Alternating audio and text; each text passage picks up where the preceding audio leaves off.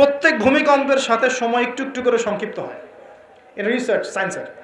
কিভাবে? পৃথিবীর ভিতরে একটা জায়গা আছে যেটা উত্তপ্ত লাভা, এখানে লাভা আছে, কারণ পৃথিবীর ভিতরটা কিন্তু গরম। উপরেরটা আমরা যদিও দেখি এরকম শিলা পাহাড় ইত্যাদি, পৃথিবীর ভিতরে কিন্তু আছে লাভা, যেটা সবাই মোটামুটি জানেন। এর ভিতরে একটা জায়গা আছে, ইনার কোর বলে জায়গাটাকে, একদম ভিতরে। তো এখনকার সাম্প্রতিক গবেষণা বলছে যে ভূমিকম্পগুলোর প্রভাবে, পৃথিবীতে যত ভূমিকম্প হয়েছে এর প্রভাবে ইনার কোর আগে যেদিকে ঘুরতো এখন উল্টা দিকে ঘোরা শুরু করেছে। নাউজুবিল্লাহ। মনে রাখবেন, কিয়ামতের অন্যতম আলামত কিন্তু সূর্য পশ্চিম দিক থেকে উঠবে আর সময় সংক্ষিপ্ত হয়ে আসবে। নবীজি বলেছেন যে একটা বছর চলে যাবে একটা মাসের মতো, একটা মাস চলে যাবে একটা সপ্তাহের মতো, একটা সপ্তাহ যাবে একটা দিনের মতো, একটা দিন যাবে কেমন, নবী এটাও বলেছেন। নবীজি বলছেন একটা দিন যাবে একটা ঘন্টার মতো। মানে ঘন্টা মানে কি, যে ম্যাচের কাঠি জ্বালাতে যতক্ষণ সময় লাগে এতটুকু সময়ের মধ্যে মিনিট চলে যাবে। কিভাবে হবে এটা আল্লাহ ভালো জানেন। আপনাদেরকে নিউজ দেয়, চায়নাকে নাম তো শুনেছেন। চায়না একটা বাঁধ নির্মাণ করেছে, কৃত্রিম বাঁধ। ওর দেশে একটা কৃত্রিম বাঁধ নির্মাণ করেছে। এটা এত শক্তিশালী বাঁধ, ওখানে এত রড সিমেন্ট আর এই ম্যাটেরিয়ালস ইউজ করা হয়েছে, যেটা এই পাকিস্তান, তারপরে ইন্দোনেশিয়া, হ্যাঁ, বাংলাদেশ, এই যে দেশগুলো আছে, এই পুরো দেশটাকে, এই পুরো দেশের একটা বড় অংশকে এই কংক্রিটের নিচে ঢেকে ফেলা সম্ভব। এত বেশি কংক্রিট এখানে ইউজ করা হয়েছে, চায়না ইউজ করেছে, ওরা ইউজ করেছে। এবং বিশাল একটা পানির ফ্লো তারা সৃষ্টি করেছে, কৃত্রিম। এটা কিন্তু ম্যানমেড। তো আমি গতকাল রিসার্চ করতে গিয়ে দেখলাম যে তারা বলছে এই বাঁধটা নির্মাণ করার কারণে পৃথিবীর আহ্নিক গতির মধ্যে একটা পরিবর্তন চলে আসছে। মানুষের হাতের কামাই দেখেন।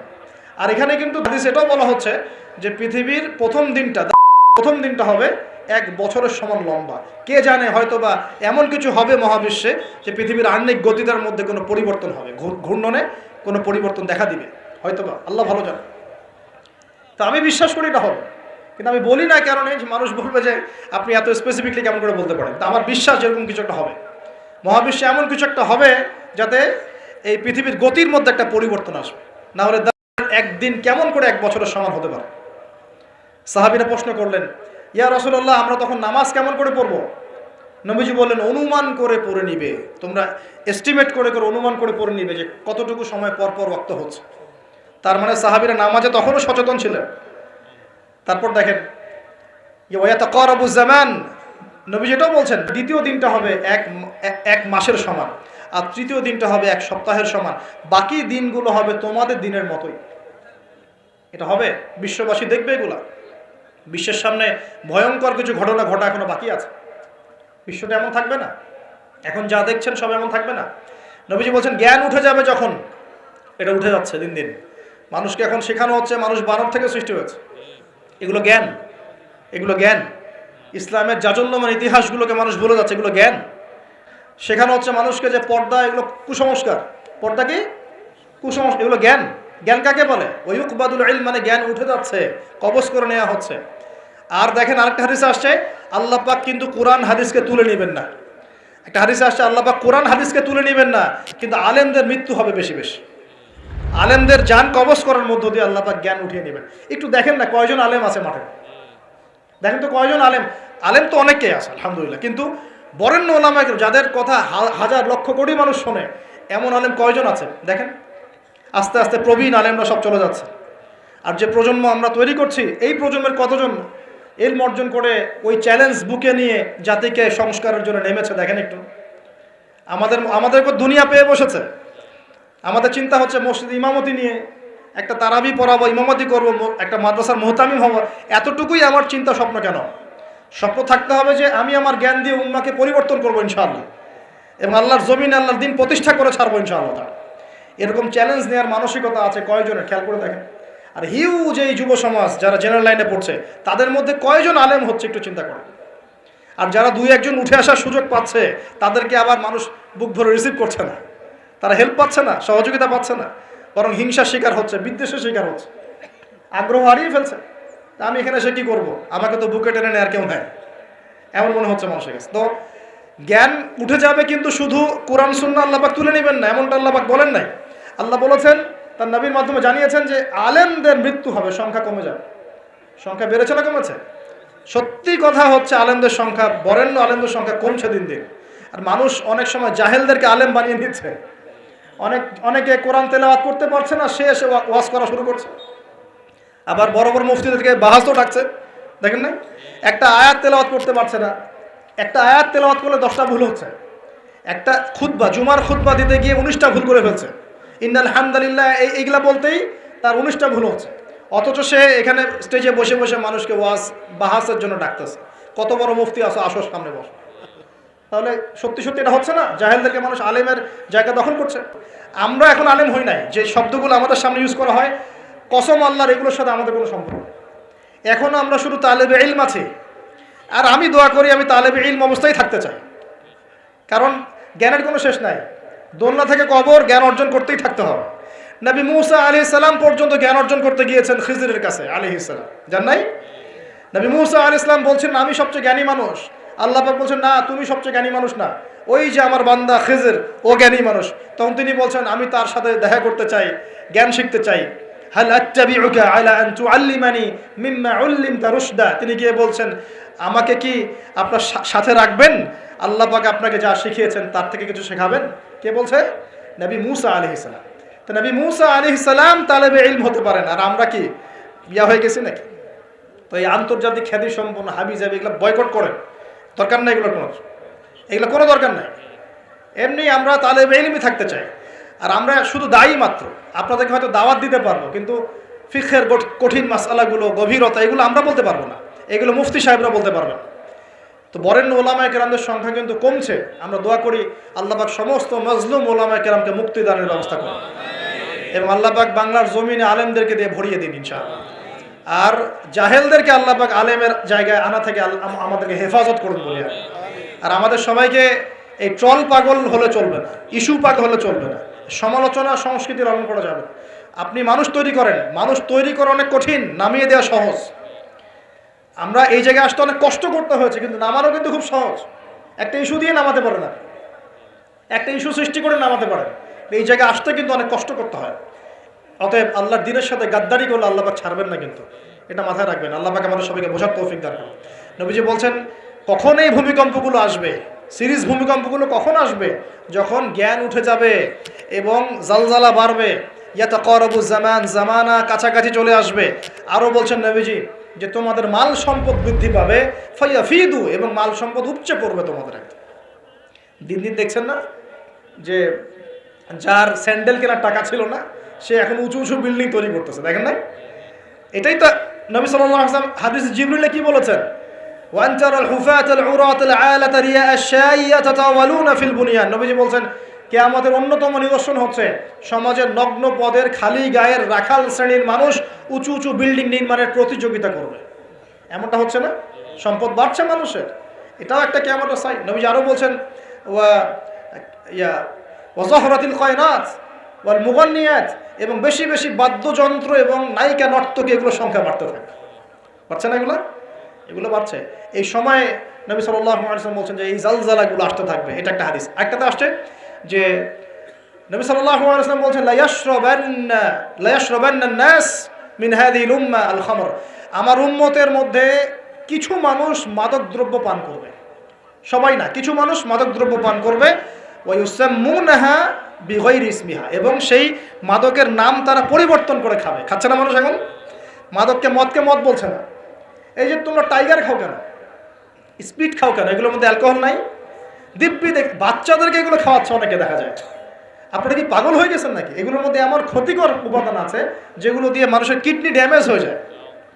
দিব্যি রোজার মাসে রমজান রোজা খুলেই একেবারে সিগারেট হাতে নিয়ে একদম এগুলো খাওয়া শুরু করত। এগুলোর মধ্যে মাদকদ্রব্য আছে। যে পানীয়র মধ্যে যার্রা পরিমাণ মাদকদ্রব্য থাকবে সেটাও মাদক, মনে রাখবেন। স্মোক করো, স্মোকটাকে অনেকে মাদক মনে করে না, তাই না? স্মোকিংটাকে অনেকে মাদক মনে করে না, মনে করে মাকরু মনে হয়। মাকরু মানে কি? মাকরু মানে কি ভালো? মাকরু মানে কি? মাকরু মানে কি? কোরআনে সূরা বানু ইসরাঈল খুলে দেখেন, বড় বড় কিছু পাপের কথা মেনশন করে আল্লাহ পাক বলছেন এই পাপগুলো ছেড়ে দাও, এই পাপগুলো আল্লাহর কাছে মাকরু, এই পাপগুলো আল্লাহর কাছে অপছন্দের পাপ। এটা কি মাকরু মানে কি জায়েজ করে নেওয়া? সিগারেট খাওয়া বন্ধ করেন, ওয়াদা করেন আমার সাথে যে আজকে থেকে কোনোদিন সিগারেটে হাত দিবেন ইনশাআল্লাহ। কোনো প্রকার এইসব টাইগার মাইগার স্পিড খাবেন না, এসব এসব ভালো জিনিস না, ভালো কিছু খান না, ভালো কিছু খান। আর অনেকে দেখা যায় যে জর্দা খাওয়া শুরু করেছে। কেন? এটা কি সুন্নত নাকি? কি দরকার আছে ভাই? এতটুকু খাইলে হয়তো নেশা হয় না, বুঝলাম, এতগুলো জর্দা একবারে খান দেখি, খাওয়া যাবে? খামরের মূলনীতি কি? যার বেশি খেলে নেশা হয় তার অল্প খাওয়া হারাম। মনে করেন এখানে যতটুকু পানি আছে, এতটুকু এতটুকু খেলে, এতটুকু মাদক খেলে কারো নেশা হচ্ছে না, কিন্তু এতটুকু খেলে নেশা হচ্ছে। তার মানে কি এতটুকু খাওয়া জায়েজ, এতটুকু খাওয়া হারাম, নাকি পুরোটাই হারাম? এটা বোঝার জন্য কি মুফতি হওয়ার দরকার আছে? আপনি বুঝতে পারছেন? অতএব এই যাবতীয় মাদক দ্রব্য থেকে দূরে থাকতে হবে, না হলে ভূমিকম্প আসবে। কিন্তু ভূমিকম্প আসবে। আর মাদক দ্রব্য নিয়ন্ত্রণ অধিদপ্তর দিয়ে শুধু মাদক নিয়ন্ত্রণ করা যাবে না। মানুষের ঈমান আকীদার পরিবর্তন দরকার। মানুষের মধ্যে আল্লাহর ভীতি জাগ্রত করতে হবে, তাহলে মানুষ অটোমেটিক মাদক ছেড়ে দেবে ইনশাআল্লাহ। আমরা কি যুবক ভাইদের কাছে ওয়াদা নিতে পারি ইনশাআল্লাহু তাআলা জীবনেও কোনোদিন মাদক খাবো না, জীবনে কোনোদিনও মাদকের ধার কাছে যাবো না ইনশাআল্লাহ। আল্লাহ পাক সাক্ষী থাকুন, আল্লাহ কবুল করুন, আমিন। প্রিয় ভাইরা, এটা নবীজি বলছেন, লা ইয়াশরাবান্নান নাস মিন হাযিহিল উম্মতি খামরুন, আমার উম্মতের কিছু মানুষ খামর মাদক পান করবে, ওয়া ইউসাম্মুনাহা বিগায়রি ইসমিহা, এর নাম রাখবে ভিন্ন, অন্য নামে ডাকবে, মাদক বলে ডাকবে না। আর কি করবে? ওয়া ইউযাফু আলা রুউসিহিম, তাদের মাথা, এটা বোঝেন একটু ভালো করে, ওয়া ইউযাফু আলা রুউসিহিম, তাদের মাথার কাছে থাকবে মাআজিফ। ইউযাফু আলা রুউসিহিমুল মাআজিফ, মাআজিফ মানে হচ্ছে বাদ্যযন্ত্র। মাআজিফ মানে কি? বাদ্যযন্ত্র। এখন বলেন তো, মাথার কাছে বাদ্যযন্ত্র থাকবে মানে কি? কি বুঝলেন? কে বলেছে? ইয়ারফোন, ব্লুটুথ, এই যে আপনি যে মাথায় কানে দিয়ে রাখছেন, মাথায় আছে না? দেখেন নবী সাল্লাল্লাহু আলাইহি ওয়াসাল্লাম কতদিন আগে, 1400 বছর আগে এই হাদিস বলে গেছেন যে ওই সময় আমার উম্মতের একটা অংশ এরকম করে হেডফোন দিয়ে মাথা দিয়ে গান শুনবে, কানের ভিতরে গান, মিউজিক চলবে, চলছে না? ওয়াল মুগান্নিয়াত, এবং তারা গায়িকা, নায়িকা, নর্তকী নাচাবে। নাচায় না মানুষ? এখন শহরগুলোতে গিয়ে দেখেন, খালি গায়িকা নর্তকীর, শহরে যাওয়া লাগে, ফেসবুক ইউটিউব ঢুকলেই তো দেখা যায়, সবখানেই নাচতে আছে আর কি। রাস্তাঘাট, ব্যাংক ব্যালেন্স, অফিস আদালত, সব জায়গায় নগ্নতা বেপরদামি চলে পড়ছে। রাস্তাঘাট, বাস, ট্রাক, যেখানে যাবেন সেখানে। কোথায়? ডানে তাকাবেন ডানে, বামে তাকালে বামে, সামনে তাকালে সামনে, পিছনে পিছনে। মেয়েদেরকে নিয়ে আমি কালকে লেকচার দিব ইনশাআল্লাহ। ওদেরকে অনেক কিছু বলার আছে, আমার অনেক কিছু বলার আছে। কারণ সমাজের একটা বড় ক্ষতি হচ্ছে এদের কারণে, সমাজের একটা বিশাল ক্ষতি হচ্ছে বেপরদা মেয়ের কারণে। বহু দিনদার পরহেজগার যুবক পর্যন্ত ঈমান হারাচ্ছে এদের কারণে। আর বাসায় তো এদের বাপ নাই মনে হয়, বাপ নাই, ভাই নাই, স্বামী নাই, কেউই নাই, এদেরকে বোঝানোর কেউ নাই। অনেক দিনদার ছেলে পর্যন্ত এদের ফিতনায় দিন হারিয়ে ফেলছে। বারবার বলি তোমাদেরকে যে একটা হালাল রিজিকের সোর্স তৈরি করো, তাড়াতাড়ি বিয়ে করে ফেলো। বিয়ে ছাড়া চাহিদা, লজ্জাস্থানের হেফাজত, এগুলো করার কোনো বিকল্প কোনো পথ নাই, বিকল্প কোনো পথ নাই। যে পথগুলো দেখা যায় এগুলো হতাশা আরও বাড়ায় দিবে, এগুলো আপনাকে আরও জানোয়ার বানায় ফেলবে ভিতর থেকে। যুগ চলছে, মেয়েদের ইজ্জত আবরু রক্ষা করা খুব চ্যালেঞ্জের কাজ। মেয়েদের ইজ্জত আবরু রক্ষা করা এত চ্যালেঞ্জ। একটা ছেলে হাফেজ হতে গিয়েছে মাদ্রাসায়, তার সাথে যদি টিচার এরকম কাজ করে, এই টিচারকে জাতির সামনে এনে ফাঁসি দেওয়া দরকার। তখন সবার একটা আক্কেল হবে, শিক্ষা হবে। পাপ তো পাপই, আলেম করলেও পাপ, জালেম করলেও পাপ, নাকি ওটা মাফ হয়ে যাবে নাকি? এই ঘটনাগুলো ঘটছে কেন? কেন ঘটবে এই ঘটনাগুলো? আল্লাহ পাক আমাদের সবাইকে বোঝার তৌফিক দান করুন। আর এই ঘটনাগুলো ঘটার অন্যতম কারণ হচ্ছে, যেটা বলছিলাম প্রিয় ভাইরা, এই পাপগুলোর কারণে কিন্তু আল্লাহর শাস্তি নেমে আসে। খমর এক নাম্বার ছিল শিরক, তারপর কুফর, মাপে কম দেয়া, অন্যের সম্পদ আত্মসাৎ করা, মাদকদ্রব্য সেবন করা, এই যে গান বাজনা, বাদ্যযন্ত্র, নর্তকী নাচানো, এগুলোর কারণে কোন শাস্তি আসে ভাই বলেন? আল্লাহর পক্ষ থেকে জালজালা মানে ভূমিকম্প। জালজালা মানে কি? ভূমিকম্প। আর আসবে সিরিজ, মানে বছর জুড়ে চলবে এগুলা। আরেকটা হাদিস বলে শেষ করছি। ও আচ্ছা, এর পরিণতিটা বলে নেই। নবীজি বলছেন, ওয়াজআলুল্লাহু মিনহুমুল কিরাদাতা ওয়াল খানাজির, যারা এই কাজগুলো করবে, মানে মাদক খাবে, নাম চেঞ্জ করবে, যারা বাদ্যযন্ত্র নিয়ে রাত কাটাবে, যারা নর্তকী নাচাবে, আল্লাহ রাব্বুল আলামিন এদেরকে একদিন সকালবেলা বানর আর শুয়োর বানিয়ে দিবেন। আর ওয়ায়াকসিফুল্লাহু বিহিমুল আরদ, আল্লাহ পাক জমিন সহ ওদেরকে ধসিয়ে দিবেন। এই যে ভূমিধস। আরেকটা হাদিস আসছে তিরমিজির মধ্যে, 2211 নম্বর হাদিস। নবী সাল্লাল্লাহু আলাইহি ওয়াসাল্লাম বলেছেন, এটা শেষ হাদিস আজকে আমাদের লেকচার। নবীজি বলছেন, বলেন সাল্লাল্লাহু আলাইহি ওয়াসাল্লাম, নবীজি বলছেন যে ইদা তুখিযাল ফাইউদুলান, একটু ভালো করে হাদিসটা শুনবেন, একটু বড় হাদিস। এই হাদিসটা আমাদের আজকের পুরো জিনিসটার কনক্লুশন নিয়ে আসবে। কোন কোন পাপগুলো ছাড়লে পরে আমরা আল্লাহর আযাব ছাড়তে পারবো, গজব থেকে বাঁচতে পারবো, আর কোন কোন পাপে লিপ্ত থাকলে পরে আল্লাহর গজব আসবেই, কোনো মাফ নাই। শেষ হাদিস মনোযোগ দিয়ে শোনেন।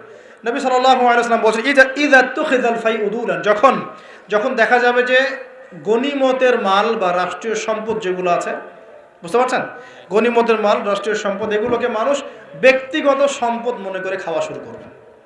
হয়েছে কি হয় নাই? কথা বলেন। এই সিচুয়েশন আসছে কি আসে নাই? একটা হাতি আসতে থাকে উপর থেকে, হাতি আস্তে আস্তে আস্তে আস্তে মাছি হয়ে যায়, হয় না? এটা হয় কি না? এটা শাস্তি সম্পর্কে আল্লাহ পাক অন্য জায়গায় বলেছেন এবং নবী হাদিসেও বলেছেন যে যা আত্মসাৎ করবে সেটা কিয়ামতের দিন তার ঘাড়ে চাপিয়ে দেওয়া হবে। কিয়ামতের মাঠে উঠে দেখবেন বহু মানুষ কাঁধের মধ্যে রিলিফের টিন নিয়ে বসে আছে, বহু মানুষ কাঁধের মধ্যে রিলিফের গম নিয়ে বসে আছে, বহু মানুষ কাঁধের মধ্যে দেখবেন যে বন্যার্তদের ত্রাণের যে কম্বল, এই যে ত্রাণের বিষয়গুলো কাঁধে নিয়ে বসে আছে, রাস্তার কন্ট্রাক্টরের টাকা পয়সা কাঁধে নিয়ে বসে আছে, বহু মানুষ এই কাজ করবে। এটা হবেই। নবীজি বলেছেন যে যা আত্মসাৎ করবে। নবীজি হাদিসে বলেছেন কেউ গরু নিয়ে থাকবে, গরু, কেউ ছাগল নিয়ে থাকবে, ছাগল। বিশ্বাস করছেন না? হাদিসে গরু ছাগল কথাই আসছে, যে কেউ দেখা যাবে গাদের মধ্যে গরু নিয়ে আছে, কেউ উট নিয়ে আছে, কেউ ছাগল নিয়ে আছে। নবীজি বলছেন তোমরা পরকালের ওই দিন আসার আগেই যার যার হক তাকে দিয়ে দাও, দিয়ে বেঁচে যাও। যার যার হক তাকে বুঝাই দিয়ে বেঁচে যাও, বলো খালাস, যার যার হক তাকে দিয়ে দিলাম, যাও বাবা। ইদা তুখিযাল ফাইউদুলান, যখন এরকম গনিমতের মালকে ব্যক্তিগত সম্পদ রূপে ব্যবহার করা হবে। ওয়াল আমানাতু, এবং আমানতকে, ওয়াল আমানাতু মাগরামান, আমানতটাকে মাগনামান মানে গনিমত মনে করা হবে, আমানতটাকে গনিমত মনে করা হবে। ওয়াল আমানাতু মাগনামান, আমানতকে গনিমত মানে আমানত রাখা হয়েছে, ও খেয়ানত করে ফেলবে, লুটি পড়ে খেয়ে ফেলবে। এটা হচ্ছে কি না? সবচেয়ে সেরা আমানত আমাদেরকে আল্লাহ দিয়েছেন ইসলাম, আমরা সেই ইসলামের সাথে খেয়ানত করছি কিনা বুঝতে পারছেন না? একজন আলেমকে আল্লাহ পাক আমানত দিয়েছেন দ্বীনের জ্ঞান, সে জ্ঞানের সাথে খেয়ানত করছে কিনা? একজন ক্ষমতাসীনকে আল্লাহ পাক দিয়েছেন ক্ষমতা, সে ক্ষমতা দিয়ে খেয়ানত করছে কিনা? একজন পরিবারের কর্তাকে আল্লাহ পাক পরিবার দিয়েছেন, সে পরিবারের মধ্যে খেয়ানত করছে কিনা? সবাই সবার জায়গাতেই খেয়ানত করছে। আল্লাহ পাক আমাদেরকে বোঝার তৌফিক দান করুন। 3 নম্বর নবীজি বলছেন ওয়াজ যাকাতু মাগরামান, যখন যাকাতটাকে মানুষ বোঝা মনে করা শুরু করে। যাকাত দিতে চায় না মানুষ, যাকাত নাম শুনলেই দৌড় দেয় পিছন থেকে, যাকাত দিতে চায় না, নামাজ পড়ে যাকাত দিতে চায় না। আল্লাহ পাক আমাদের সবাইকে যাকাত দেওয়ার তৌফিক দান করুন। ওয়া তুউল্লিমা লিগাইরিদ দ্বীন, এটা চমৎকার। নবীজি বলছেন যে যখন ধর্ম বিবর্জিত শিক্ষা চালু হবে, বুঝতে পারেন না? ধর্ম আলাদা, শিক্ষা আলাদা চালু হয়েছে কি হয় নাই? সারা বিশ্বে হয়েছে কি হয় নাই? ধর্ম আলাদা, শিক্ষা আলাদা। ধর্ম বিবর্জিত শিক্ষা যখন চালু হবে, এবং এবার শোনেন, নবীজি বলছেন ওয়া আতাআর রাজুলু ইমরাতাহ, একজন পরিবারের কর্তা তার স্ত্রীর আনুগত্য করবে। ফ্যামিলিস্ট রেভলিউশন মানে স্ত্রীর আনুগত্য করবে পুরুষ, স্ত্রীর আঁচল ধরে বসে থাকবে পুরুষ। শুধু তাই না, ওয়াক্কা উম্মাহ, এবং তার মায়ের সাথে খারাপ ব্যবহার করা শুরু করবে। মাকে প্রাধান্য না দিয়ে বউকে প্রাধান্য দিবে এবং তার আঁচল ধরে বসে থাকবে। এই সময় আসে নাই? আচ্ছা, হিসাব করতে থাকেন, মিলাতে থাকেন। নবীজি বলছেন ওয়াদনা সাদিকা, বন্ধু বান্ধবদেরকে কাছে টেনে নিবে, বন্ধু বান্ধবদেরকে কাছে টেনে নিবে। ওয়াকসা আবাহ, এবং তার বাবাকে দূরে ঠেলে দিবে। হয়েছে কি হয় নাই? যুবকরা বলো, এটা হয় নাই? বাবাকে দেখলে কয়েকদিন সালাম দেয়, বাবার সাথে কতজনের ভালো সম্পর্ক আছে? বন্ধুর সাথে যা বাবার সাথে তা নয়। অথচ বাবা এবং ছেলের সম্পর্ক হওয়া উচিত বন্ধুত্বপূর্ণ। তোমার সবচেয়ে সেরা বন্ধু হবে তোমার বাবা, তোমার সবচেয়ে সেরা বান্ধবী হবে তোমার মা এবং তোমার বোন। মায়ের সাথে ছেলের সম্পর্ক দূরত্ব, বাবার সাথে ছেলের সম্পর্ক দূরত্ব, এগুলো হচ্ছে না? এটা নবীজি বলেছেন। আর বলছেন, এবার শোনেন, ওয়াজহরাতিল আসওয়াতু ফিল মাসাজিদ, মসজিদগুলোর মধ্যে হট্টগোল শোরগোল বেড়ে যাবে। বাড়ে নাই? মসজিদ এখন হইহুল্লা হয় না? মসজিদের মধ্যে হকি স্টিক নিয়ে মারামারি হয়েছে, আমি নিজে দেখেছি। দুই দল কমিটি আধিপত্য বিস্তারকে নিয়ে একদম হকি স্টিক নিয়ে আসছে মসজিদে মারার জন্য। এরকমও হয়েছে। আরও অনেক জঘন্য ঘটনা ঘটে, আল্লাহ মাফ করুক। তারপর নবীজি বলছেন ওয়াসাদা কবিলুহু ফাসিকুহুম, একটা কবিলা বা একটা গোত্রের নেতৃত্ব দিবে একজন ফাসিক ব্যক্তি। এমন হচ্ছে কি হচ্ছে না? হচ্ছে। ওয়াসাদা কবিলুহু ফাসিকুহুম, তাদের মধ্যে যে ফাসিক সে দিবে নেতৃত্ব। নাউযুবিল্লাহ। নবীজি আরও বলছেন ওয়া কানা যাঈমুল কওমি আরযালাহুম, সমাজের সবচেয়ে নিম্ন শ্রেণীর মানুষ কওমের জিম্মাদার হয়ে যাবে। সুবহানাল্লাহ। নবীজি আরও বলছেন ওয়া উকরিমা রাজুল, একজন ব্যক্তিকে এই কারণে সম্মান করা হবে মাখাফাতা শাররি, তার ভয়ে তাকে সম্মান করা হবে। একজন ব্যক্তিকে তার ভয়ে, তার ক্ষমতার ভয়ে, তার টাকার ভয়ে, তার ক্ষমতার ভয়ে, তার জনবলের ভয়ে তাকে সম্মান করা হবে। এমনটা হচ্ছে না? হচ্ছে। নবীজি আরও বলছেন ওয়াজহরাতিল কয়নাত ওয়াল মুগান্নিয়াত, ওয়াজহরাতিল কয়নাত ওয়াল মাআজিফ, ওয়াজহরাতিল কয়নাত ওয়াল মাআজিফ, গায়িকা এবং বাদ্যযন্ত্রের প্রচলন বাড়তে থাকবে। গায়িকা বাদ্যযন্ত্র ব্যাপক হারে বাড়তে থাকবে। এবং ওয়াশুরিবাতিল খুমুর, এবং বেশি বেশি মাদকদ্রব্য সেবন করা হবে। ওয়ালাআনা আখিরি হাযিহিল উম্মাহ উলাহা, উম্মতের শেষ দিকের মানুষেরা প্রথম দিকের মানুষকে গালি দেওয়া শুরু করে। এই পাপগুলো যখন সমাজে দেখা যাবে, এই পাপগুলো যখন সমাজে দেখা যাবে, তখন তোমরা ফাল ইয়ারতাকিবু, এবার ধেয়ে আসবে ইনদা যালিকা, তোমাদের দিকে ধেয়ে আসবে চারটা আযাব। কয়টা আযাব? চারটা। এক নাম্বার, নবীজি বলছেন রিহান হামরাআন, উত্তপ্ত গরম বাতাস তোমাদের দিকে ধেয়ে আসবে। এখনো কি এসেছে? আসবে। আমি রিসার্চ করেছি, এই নাসা এই গবেষণা শুরু করেছে, সূর্য থেকে এরকম ক্ষতিকর কিছু উত্তপ্ত বিকিরণ আসতেছে পৃথিবীর দিকে, এবং সামনে আসবে পৃথিবীর দিকে। দেখে নিন, নাসাও বলছে এটা আসবে, কারণ ওইখানে হিলিয়াম গ্যাসের বিস্ফোরণ হচ্ছে সূর্যের মধ্যে।